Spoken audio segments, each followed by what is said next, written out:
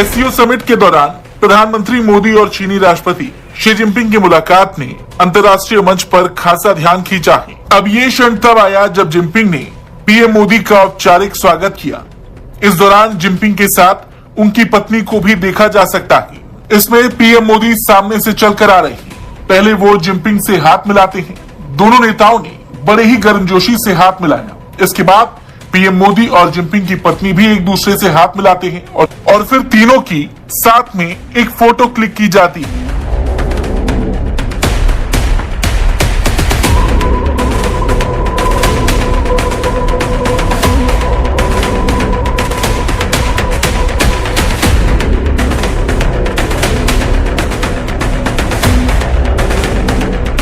इसके बाद हुए ग्रुप फोटो सेशन में पीएम मोदी, शी जिनपिंग, रूसी राष्ट्रपति व्लादिमीर पुतिन समेत कई देशों के नेता एक मंच पर नजर आए।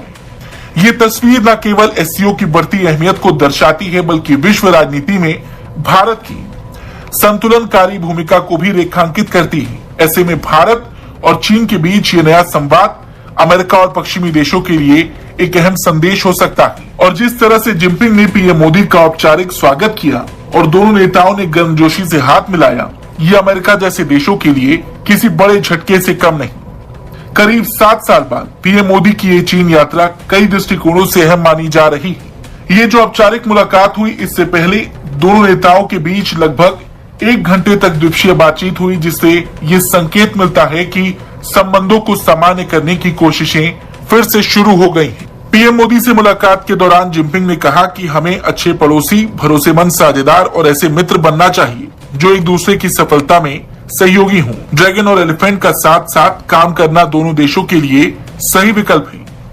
उन्होंने कहा कि भारत चीन संबंधों को दीर्घकालिक और रणनीतिक दृष्टिकोण से देखा जाना चाहिए। इस वर्ष दोनों देशों के बीच राजनयिक संबंधों की 75वीं वर्षगांठ है। ऐसे में रिश्तों को स्थिर और रचनात्मक बनाए रखने की जिम्मेदारी और बढ़ जाती है।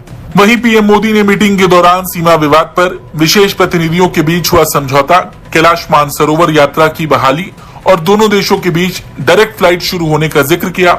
इस दौरान पीएम मोदी ने कहा कि दोनों देशों के 2.8 अरब लोगों के हित हमारे सहयोग से जुड़े हैं। ये पूरी मानवता के कल्याण का भी मार्ग प्रशस्त करेगा।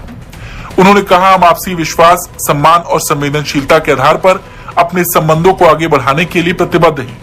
पीएम मोदी ने इस दौरान जिनपिंग के साथ बैठक में आतंकवाद का मुद्दा जोरदार तरीके से उठाया। पीएम मोदी ने कहा कि आतंकवाद एक वैश्विक खतरा है और इस चुनौती से निपटने के लिए सभी देशों को मिलकर काम करना चाहिए। उन्होंने चीन से भी आग्रह किया कि दोनों देश मिलकर आतंकवाद के खिलाफ साझा लड़ाई लड़े। वहीं विदेश मंत्रालय के अनुसार मोदी और जिनपिंग ने द्विपक्षीय, क्षेत्रीय और वैश्विक मुद्दों और चुनौतियों, खासकर आतंकवाद जैसे विषय पर साझा समझ बढ़ाने की आवश्यकता पर जोर दिया। और बड़ी बात यह है कि चीन ने भी उनका स्वागत बेहद खास अंदाज में किया। 2 दिन की इस यात्रा के लिए उन्हें चीन की सबसे प्रतिष्ठित प्रेसिडेंशियल कार होंगशी L5 मुहैया कराई गई, वही कार जिसका इस्तेमाल राष्ट्रपति शी जिनपिंग खुद करते हैं। और अब जो तस्वीर सामने आई, जहां जिनपिंग ने मोदी का औपचारिक स्वागत किया और दोनों नेताओं ने गर्मजोशी से हाथ मिलाया, ये इस बात का संकेत है कि भारत और चीन के संबंध वापस से पटरी पर आ रहे हैं। पीएम मोदी की चीन यात्रा पर आपका क्या कुछ कहना है, कमेंट करके जरूर बताएं।